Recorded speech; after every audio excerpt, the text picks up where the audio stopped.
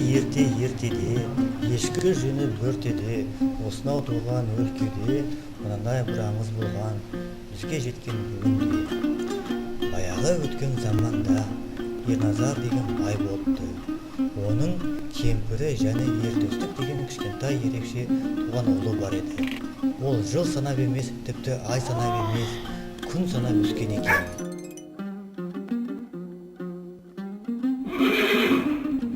Әке, лақты, тағы лақты.